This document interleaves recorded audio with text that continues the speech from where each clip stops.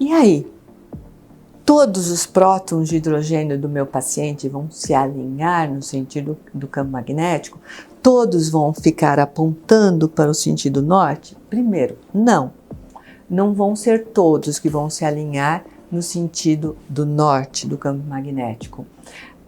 A maioria vão se alinhar no sentido norte e outra minoria vão se alinhar no sentido sul. E aí, por que a maioria no norte e no sul? Os corpos tendem a assumir a posição de menor gasto de energia.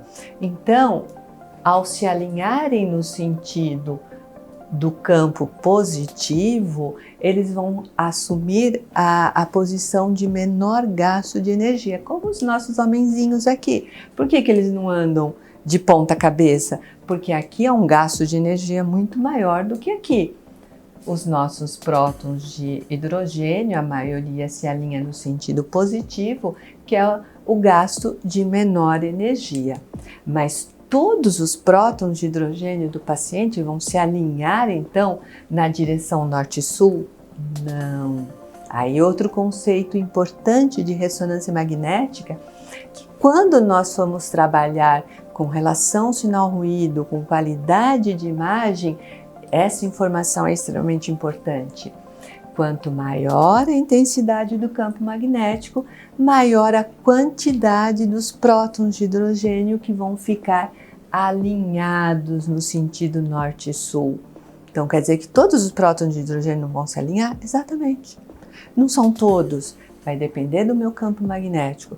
Então, se eu pegar um aparelho de 0,2 Tesla e um aparelho de 3 Tesla, o aparelho de 3 Tesla vão ter muito mais prótons de hidrogênio alinhados.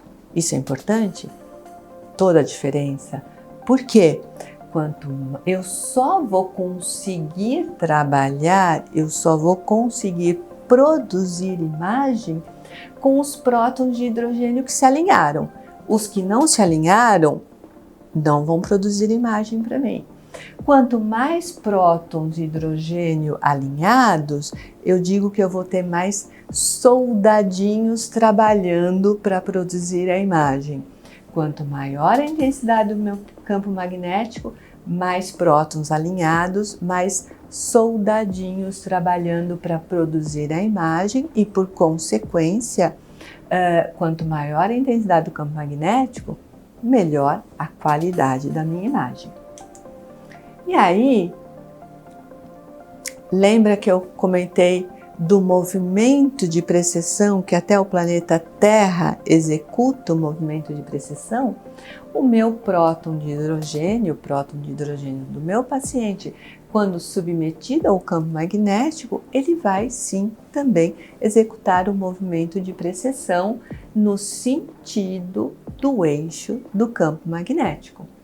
E vai fazer esse movimento como o movimento do peão que está prestes a cair.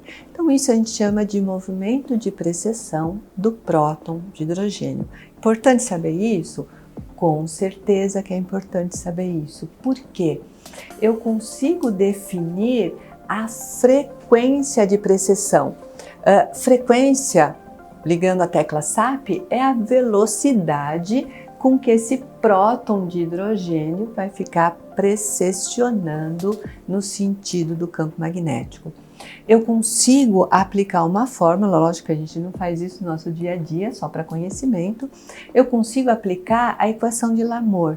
Larmor, ele definiu como a frequência de precessão do átomo, ele é diretamente relacionado à razão giromagnética desse átomo e a intensidade do campo magnético.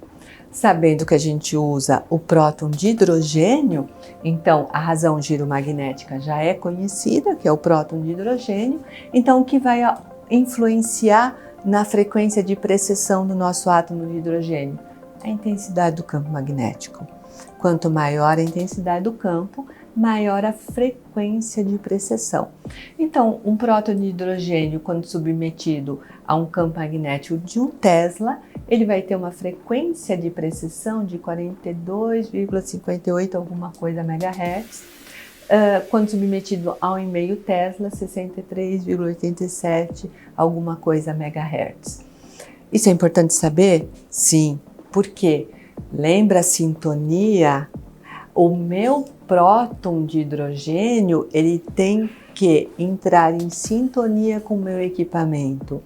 Então, a frequência de precessão do meu próton de hidrogênio tem que estar em sintonia com o meu equipamento. Na verdade, eu tenho que ter um receptor, que a gente chama de bobina, ou uma antena que vai conseguir enxergar essa frequência de precessão.